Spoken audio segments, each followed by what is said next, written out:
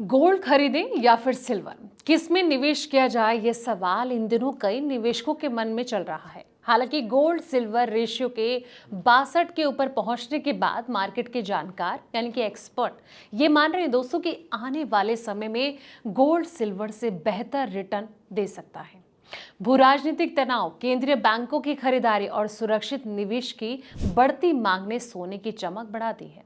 ऐसे में जानते हैं कि भविष्य में कहां आपका पैसा डबल हो सकता है। नमस्कार, मैं हूं आपके साथ संध्या बिष्ट और आप देख रहे हैं द इकोनॉमिक टाइम्स हिंदी। दोस्तों, सबसे पहले हम जानेंगे कि आखिर गोल्ड सिल्वर रेशियो क्या होता है।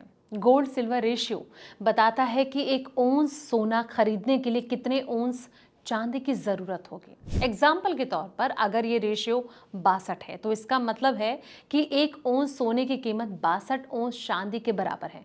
आमतौर पर बढ़ता हुआ गोल्ड सिल्वर रेशियो इस बात का संकेत माना जाता है कि सोने चांदी की तुलना में मजबूत प्रदर्शन कर रहा है। वहीं गिरता हुआ रेशियो चांदी की मजबूती को दिखाता है दोस्तों। अब बढ़ा सकता है रेशियो। मई में गिरावट के बाद गोल्ड सिल्वर रेशियो फिर से 62 के स्तर से ऊपर पहुंच गया। फंड हाउस का अनुमान है कि ये जो रेशियो है आगे बढ़कर 68 तक जा सकता है। अगर ऐसा होता है दोस्तों तो इसका मतलब होगा कि सोने की मांग चांदी की तुलना में बहुत ज्यादा मजबूत बनी हुई है और सोना बेहतर रिटर्न दे सकता है। रिपोर्ट के मुताबिक वैश्विक भू राजनीतिक तनाव और सुरक्षित निवेश की बढ़ती मांग सोने को सपोर्ट दे रही है। अभी सोना क्यों दिख रहा है इतना मजबूत? दोस्तों, आपको बता दें कि सोना जो है लंबे समय से सेफ हेवन एसेट माना जाता है। जब दुनिया में वॉर, आर्थिक संकट, राजनीतिक अनिश्चितता बढ़ती है तब जो निवेशक होते हैं सोने की ओर रुख करते हैं। वर्तमान में अमेरिका ईरान से जुड़े घटनाक्रम और वैश्विक तनाव के कारण सोने की मांग बढ़ी हुई है। इसके अलावा दुनिया भर के जो सेंट्रल बैंक हैं वो भी लगातार गोल्ड की खरीदारी कर रहे हैं। अब रिपोर्ट के अनुसार पिछले एक दशक में केंद्रीय बैंकों की सोने की जो खरीद है वो लगभग दोगुनी हो चुकी है। भारत भी इस ट्रेंड में शामिल है। भारतीय रिजर्व बैंक यानी कि आरबीआई ने 2024 में 72.6 टन सोना खरीदा था, जिससे भारत दुनिया का दूसरा सबसे बड़ा केंद्रीय बैंक गोल्ड खरीदार बना।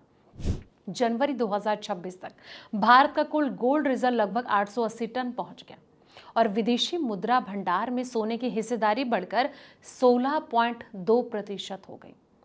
चांदी के सामने क्या चुनौतियां बन रही हैं? दोस्तों, चांदी की जो खासियत है वो ये कि ये केवल कीमती मेटल नहीं बल्कि इंडस्ट्रियल मेटल भी है। इसका use solar panel, electric vehicle यानी कि ईवी, सेमीकंडक्टर और 5G इंफ्रास्ट्रक्चर में होता है। हालांकि हाल के महीने में ग्लोबल मैन्युफैक्चरिंग एक्टिविटी में सुस्ती और इंडस्ट्रियल डिमांड में नरमी के कारण चांदी पर दबाव देखने को मिला है।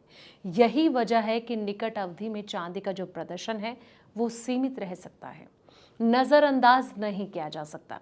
एक्सपर्ट का ये मानना है कि लंबी अवधि में चांदी की जो कहानी है अभी भी मजबूत है और 2026 लगातार छठा साल हो सकता है जब ग्लोबल चांदी की डिमांड सप्लाई से ज़्यादा रहेगी। इसके अलावा ईवी, सोलर एनर्जी, हाईटेक कम इंडस्ट्री जो है इसमें बढ़ता यूज़ चांदी की मांग को लंबे समय तक सपोर्ट दे सकता है। चीन में भी 2026 की पहली तिमाही में चांदी की जो मांग है 8 साल के हाई लेवल पर पहुंच गई है। तो दोस्तों, ये आप पे निर्भर करता है कि आप सोने की तरफ जाएंगे या फिर चांदी की तरफ। हालांकि एक्सपर्ट के द्वारा यही कहा जा रहा है कि इन फ्यूचर रिटर्न के मामले में दोनों अपनी अपनी जगह बेहतर हैं, लेकिन जिस तरीके से चांदी की डिमांड बढ़ती जा रही है ऐसे में स्पेक्यूलेशन भी इसमें लगातार ज़्यादा देखने को मिलता है। तो एक बार निवेश से पहले अपने एक्सपर्ट से ज़रूर सलाह मशवरा करें, उसके बाद आप दाव लगा सकते हैं। फिलहाल इस रिपोर्ट में इतना ही। ऐसे पल पल के अपडेट्स के लिए आप देखते रहें द इकोनॉमिक टाइम्स हिंदी।